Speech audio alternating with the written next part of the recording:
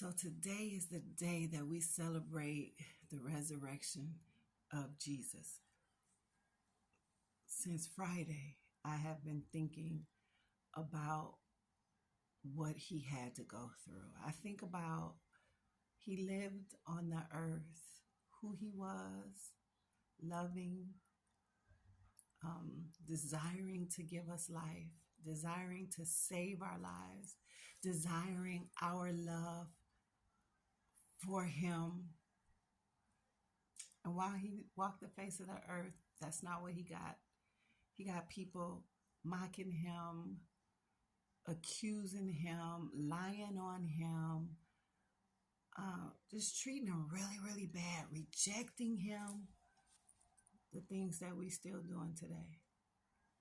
But I think about while he was walking the earth and how all he had was love for us.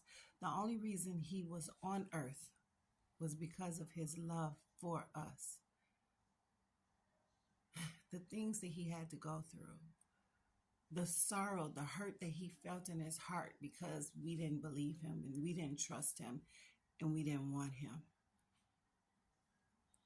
And I think about how he served a dinner to the men that he loved, his disciples. And one of them he knew was the betrayer of his life. And not only did he serve him food, he washed their feet, knowing that Peter was going to betray him in denying him. He knew these things were going to happen. Living with that. But he was on a mission. He was on a mission. And so while eating, after having dinner and knowing what was getting ready to happen, as he went on his way, his friend, his betrayer, Judas, walks up to him and gives him a deadly kiss. They tortured Jesus. They tortured him in unthinkable ways. We read about it in the Bibles. We hear stories. People tell us of what they know about it. But there is no way that we could even fathom what really happened to him. The death that he chose to die so that we could live. They beat him. They beat him. They spit on him. They did unthinkable things to him. And they hung him on a cross to die. But even though they did these things, he offered to sacrifice his life for you, for me, for us. He did. He died on the cross 3 days later, the day that we celebrate today. After they put him in the tomb, they went to the tomb and the tomb was empty. The tomb was empty. The pain is over. The everything that he went through on earth is over. And the tomb is empty, which reminds me of his reasoning for being here was for me, was for his love for me, his love for you, for us to imitate him in the way that he walked in the earth with love and forgiveness, grace and mercy, and all humility. He was God. He was God. He didn't have to go through what he endured.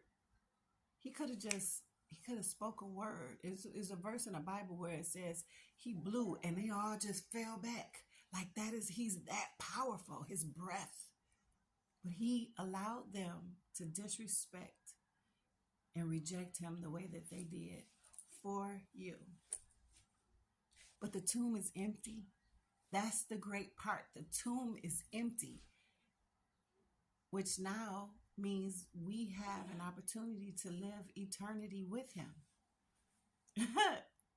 He has given us an opportunity to live eternity with him. You know what we're doing?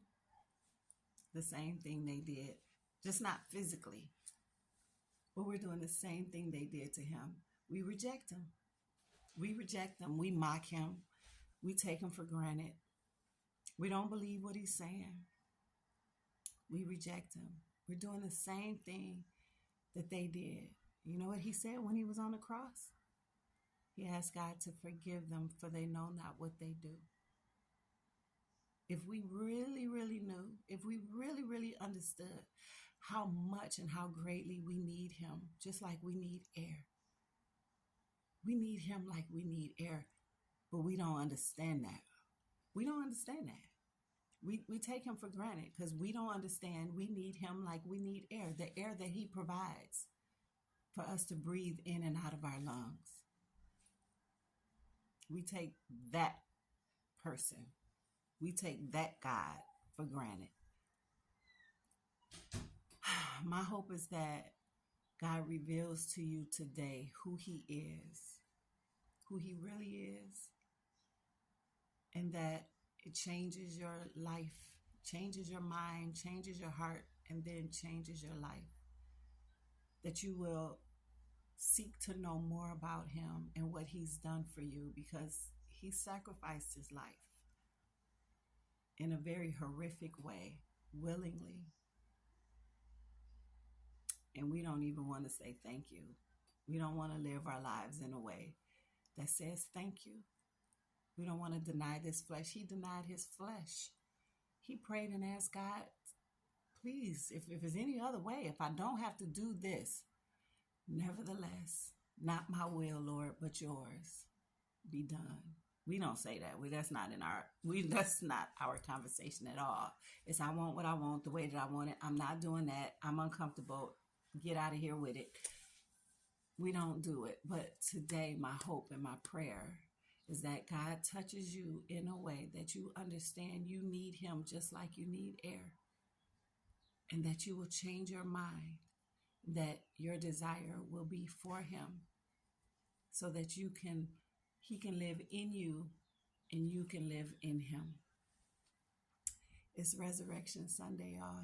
The tomb is empty. He is not on the cross anymore. Those crosses with Jesus still on it, they're false. They're not real, because he is not on the cross. He is no longer in the tomb. He is at the right hand of the Father, blessing us. Listen, y'all, don't praise me. Praise God who gives it to me to share with you. I love you.